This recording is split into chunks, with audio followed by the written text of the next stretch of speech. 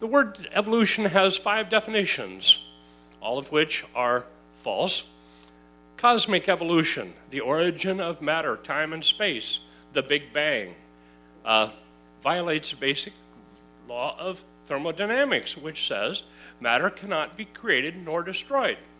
You see, the evolutionist believes that everything occurred naturalistically, not violating any of the known laws of science and physics.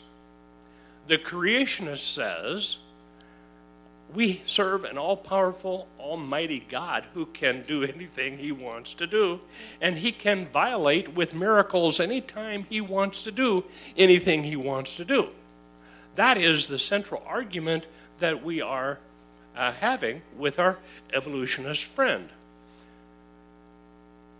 Alan Guth, in a science magazine called Discover in April 2002, the cover of it said, "Where did everything come from?"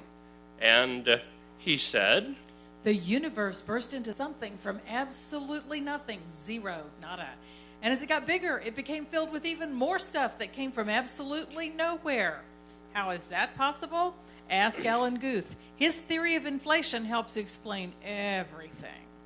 Stop. Let's talk about common sense.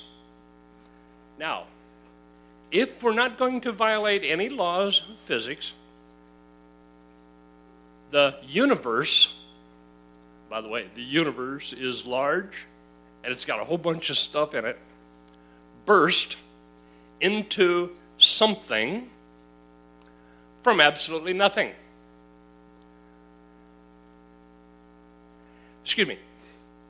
Let me illustrate this slightly differently. Let's assume that you've got $1 million and I give you 38 cents. How much do you have? Well, you'll have $1,000,038. And then if I give you another dime, you'll have $1,000,048.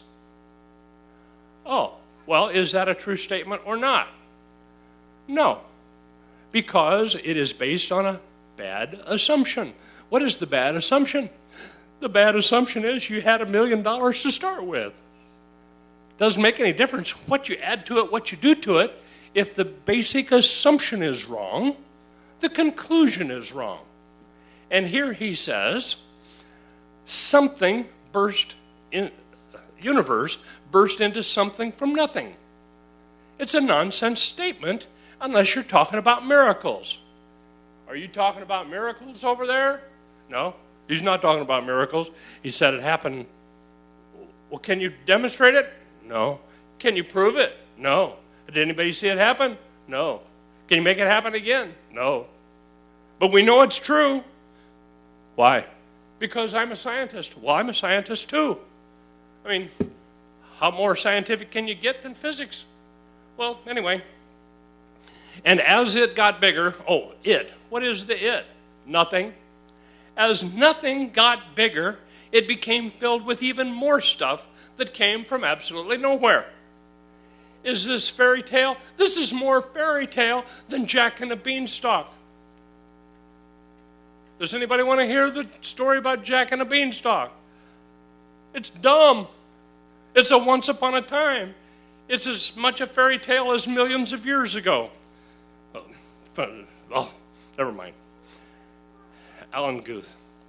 18 to 20 billion years ago, all the matter of the universe was concentrated into one very dense, very hot region that may have been much smaller than a period on this page.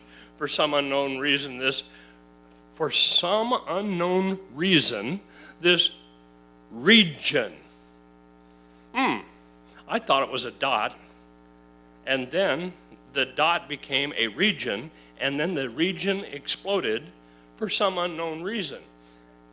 Now, if it is not a known reason, can you put that in the realm of science, or is that in the realm of faith?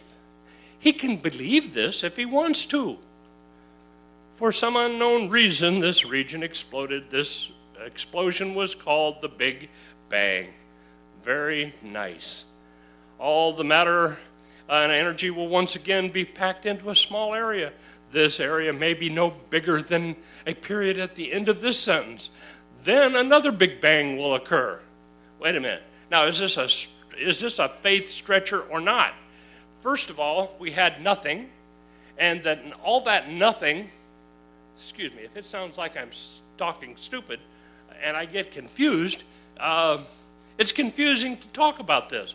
But everything was concentrated into nothing, and as nothing became smaller and smaller and smaller, after it became extremely small, then it exploded and became big, and then after it became big, and stuff came from other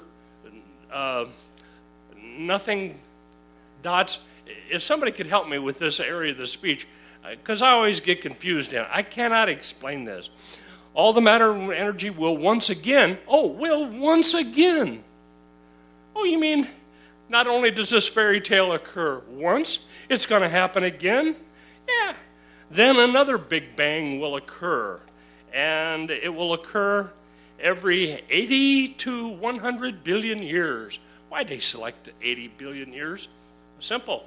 He can reprint this textbook 79.9999 million times, years, and not have to change it. And then we can all wait for that next Big Bang to occur.